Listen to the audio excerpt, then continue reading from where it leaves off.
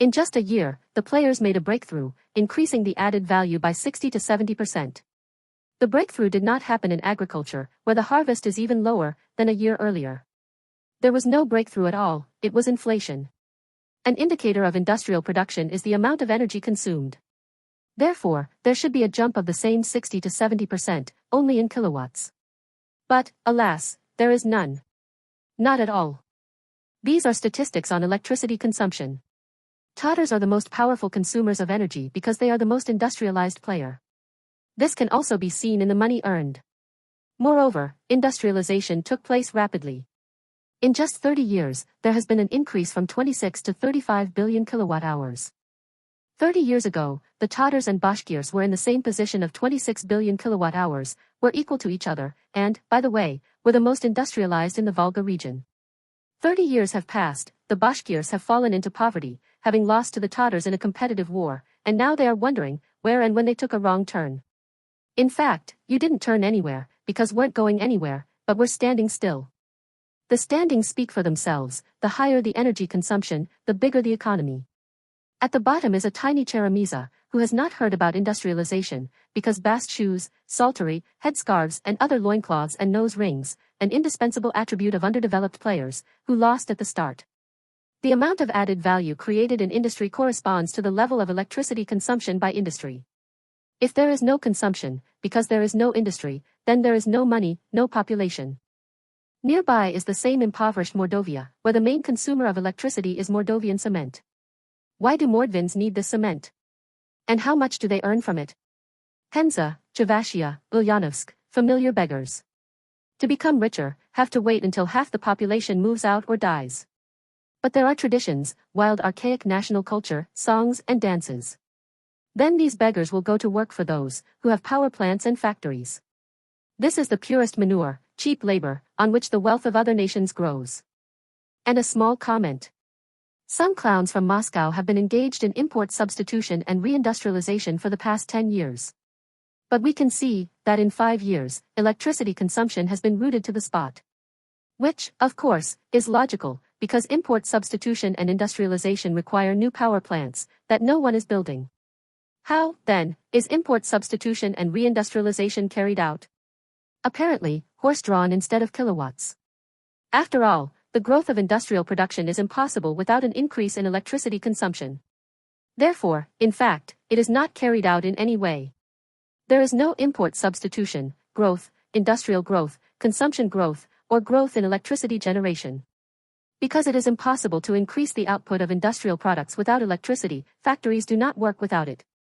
And if there is no growth in energy consumption, then there is no growth in industrial production. For the past 5 years, the standard of living and prosperity has not changed. And all this time, there was banal inflation, not economic growth, which is indicated by the increase in electricity consumption. These are per capita electricity consumption, per capita value added, and population size.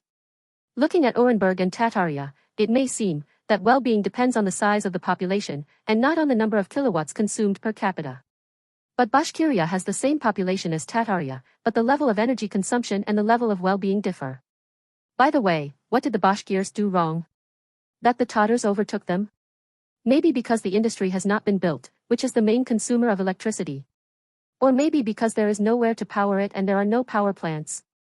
A mystery? That Bashkirs cannot solve to this day. Or maybe it wasn't worth privatizing state property. If multiply the population of Orenburg by 2, then the population will become almost like that of the Tatars, and the level of industrial development and cost are at the level of poor and hungry Chuvashia, where there are 3 times fewer amazing livestock. In principle, this is how wealth is exchanged for demographic growth to win the great game, just not so brutally. People don't get richer, there are simply more of them after reaching a certain level of wealth. And if we divide the Penza population by 2, up to the number of poor and dying out Cheremis, then this will be almost the Tatar level in terms of money and Samara in terms of industry.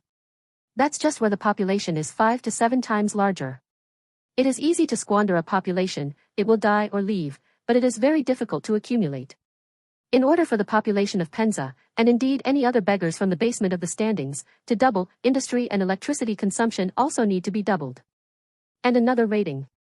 Now the players are lined up according to the share of grain value of 10,000 rubles per ton in the total gross value. And beggars without electricity suddenly float up from the bottom. Agriculture is everything for Penza. Because everything else is nothing. There is nothing else to earn there, because there are no factories, no power plants, and industrialization has passed by. Mordovia, Saratov, Ulyanovsk, familiar faces. Cheremiza is the only exception, but not because everything there is built up with factories and power plants, but because there is not even agriculture there, although these are technologies from the Neolithic period and the Neolithic Revolution. A society of hunters and gatherers with psaltery and loincloths, for whom nothing has changed, civilization has passed by. Well, at least they've learned to read and write, can go to work with the Tatars to earn food. Perm, Nizhny Novgorod, Tataria, Udmurtia and Samara are now at the bottom, industrialized and rich, and not everyone here has agriculture, but there is industry. Another rating, the players are again lined up by energy consumption. The presence of an industry that consumes kilowatts, and therefore the availability of jobs, ensures that there will be money for feed, even if there is no feed itself.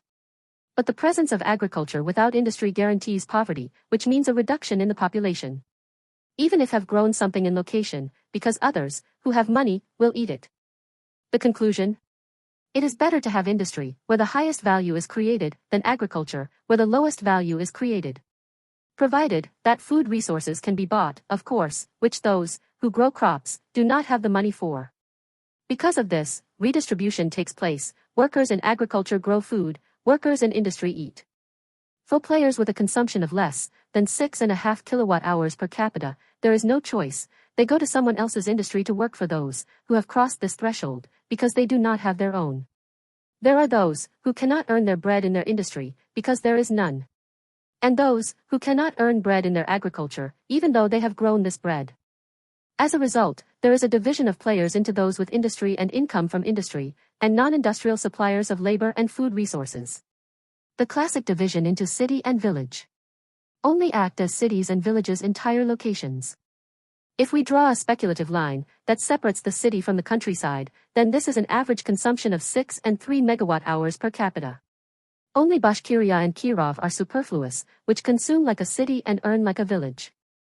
If we don't build new power plants, then the classic great elimination game begins. To achieve the status of a city, using more than 6 and 3 megawatt-hours per capita, need not only own industrialization, but also the deindustrialization of competing players, since without the construction of power plants there will not be enough kilowatts for all. Who exactly won't have enough? We don't know, but the industrialization of any player without an increase in energy production, especially from beggars, is a declaration of war on existing players and their industries. This is a rating, if the population is distributed by money. Any system has some safety margin. If Tataria grows up with everyone, what can afford for money, it will fall into the third world, where there is no industry for such a large population. Like Moscow and the Moscow region. Similarly, other heroes. Except for hopeless outsiders, who won't be helped even by population outflow. Chuvash people can become a city at the cost of depopulation and only in theory, breaking the threshold of 6 and 3 megawatt-hours per capita. Ulyanovsk, Mariel, Penza and Mordovia do not have such chances, need to look for other options for industrialization. By the way, this is also a problem for big players.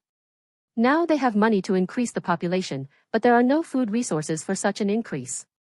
If import food resources, will run out of jobs in industry, where can earn money on food resources.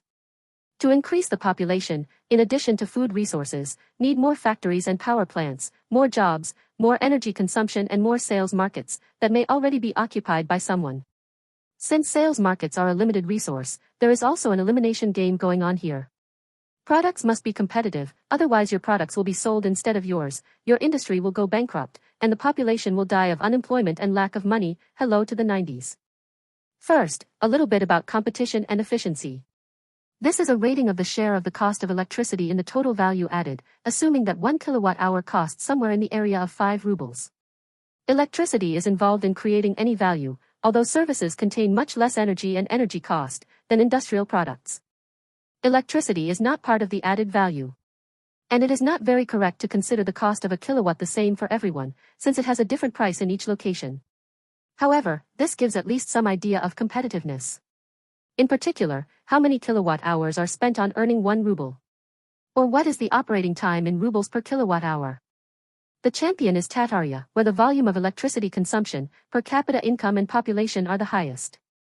But at the same time, the cost of electricity has the smallest share in the total cost. Another champion is Kirov, where the cost of energy accounts for almost a tenth of the cost of goods and services. One can only wonder what kind of energy-intensive goods and services they are. But these are some kind of garbage goods and garbage services, because Kirov, in terms of gross value per capita, is at the level of poor Cheremiza. The competition and efficiency have cleared up a bit, so let's get back to the great game. We need to increase population and paint the map in own colors. For this, the population needs land and food resources. Population do not feed on the Holy Spirit. A processing industry is needed to convert primary food resources into food. And the industry does not work without electricity and power plants. Accordingly, in addition to food for population, food is needed for machines, machine tools and equipment, fuel, kilowatts and others. If the number of kilowatts is not rubber, and it is not rubber, because resources are always limited, then kilowatts for industry must somehow be taken away from someone else's industry. Russians, who have lost their industries and sales markets, are well aware of this. But a lot of energy resources were released for the winner and his industry. The standings are back, but the players are ranked according to their share of the total energy consumption pie. Which player can be robbed of kilowatts, sending the population and its industry to the dustbin of history?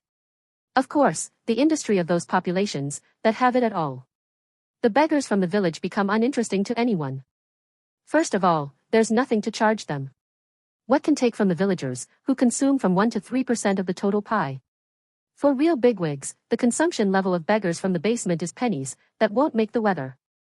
Secondly, the beggars from the basement themselves are vitally interested in robbing someone. The beggars do not have the strength, but can pick up crumbs from the table of strong players. Maybe something will fall. Thirdly, the beggars do not have consumers for electricity, and the industry still needs to be built, but there is no money for this. It turns out that the stakeholders are players with already high energy consumption, and the victims should also be players with high energy consumption. How is it that Bashkiria, having such a high share of consumption, consumes so little per capita and has such shameful earnings per capita? This is the first candidate for destruction. The predatory Tatars have already prepared. You've lost, nothing personal. In general, only Tataria, Bashkiria, Nizhny Novgorod, Perm and Samara can be called industrial powers and key players. And Bashkiria is a sick man of the Volga region here, waiting for his forest orderly, who will come and save him from suffering, and at the same time from industry, kilowatts and excess population. But not only that, right behind the predators are two granaries, Saratov and Orenburg, with good shares in the energy sector, a lot of excess population and grain for food. So who is better to rob and destroy? Industry also costs money. It also needs to be built on something. Where can we get money for industry, since we have decided to play a great game for a kilowatt as a prize and we are not building power plants? From agriculture, of course, because we have food resources, the surplus of which can be sold. Industry can be bought with this money, and there may still be something left at the power plant. For the Volga region, except for the Tatars, this is not relevant, because for this need to upgrade to the next level, which is called state ownership and state capitalism. This is when the entire business or commanding heights belong to the republic or region, and export revenues flow into industry and industrialization as a whole. A republic or region behaves like a market player, a capitalist and a firm all rolled into one. Russians industrialized in the 1930s, selling grain and buying factories, which tells us that the inhabitants of Saratov, Nizhny Novgorod, Samara and other Russian regions are not real Russians. Not ethnic Muscovites, for sure, the mentality is not the same. This is some kind of Russified local population that has not learned anything from Muscovites.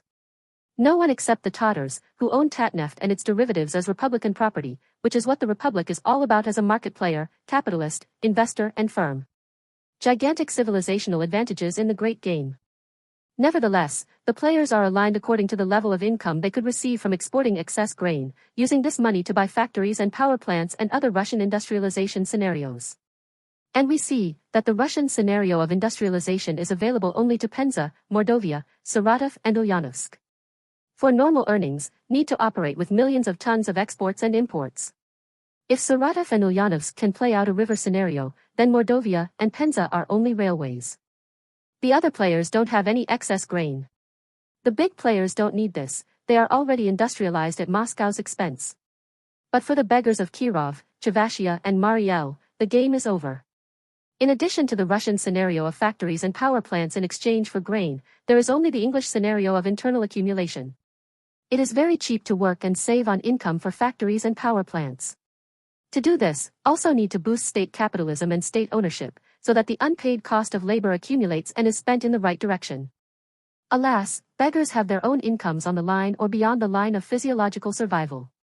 Gentlemen, you have lost in a great game. Even state capitalism and state ownership are useless here.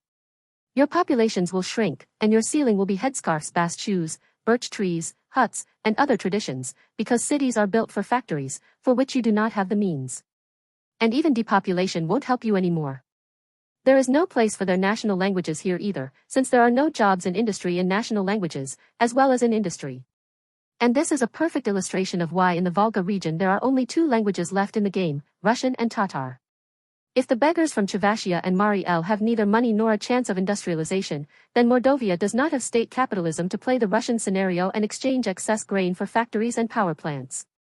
The Russians had socialism for this, which is state monopoly capitalism. This is a rating for electricity generation. The energy boss is Saratov, which has a nuclear power plant. If you have a nuclear power plant, then your future is wonderful. Be fruitful, multiply and populate this land with descendants, as God bequeathed, instead of building churches. The church does not generate electricity. For manure from Saratov is no longer relevant, there is no industry for such a number of kilowatts. But in terms of population, such output corresponds to half of the Moscow level, which is about 10 million people in the population, which also does not exist in Saratov and will never be. The ubiquitous Tatars are in second place. The Tatars have industry, but no nuclear power plant. If you have industry, then your future is wonderful. Be fruitful, multiply and populate this land with descendants, as God bequeathed, instead of building churches. The church does not generate added value. Which is better, to have a nuclear power plant without industry, as in Saratov, or industry without a nuclear power plant, as in Tataria? Think about it at leisure. But Udmurtia is also present here, where there is an industry powered by electricity imports. Some kind of prosperity, industry, and urban existence on loan. How to get rid of Udmurt and Udmurt industry? Just stop selling them electricity. The Udmurts and their language will fall into the third world, and can forget about them. In the basement there are familiar beggars with traditions, who have only bast shoes, headscarf and native birch trees. No to devour, no money to devour, no industry, no money for industry, no electricity consumption, no electricity generation. Some backward Volga Indians with loincloths on credit, because own textile industry don't have to. This is a rating based on the energy balance of production and consumption. Saratov is also the breadbasket of the Volga region for industry. Whoever owns Saratov, its extra land, extra grain, extra population and extra kilowatts, owns the Volga region, and he can no longer worry about the future of his population. Because almost everyone is hungry for energy. And there is already a war going on for kilowatts. Some factories should be closed today so that others can work tomorrow. There is no question of building new plants, there is no free electricity for them. So the agricultural beggars from Chuvashia, Penza, Mari El, Mordovia, Ulyanovsk, Kirov and others can sleep peacefully. Industrialization is not coming to you. This means that you will not be able to improve your well-being, your national languages, cities, and so on. Your role is to be manure and cheap labor for the well-being of industrial giants, who are playing against each other for kilowatts right here and now.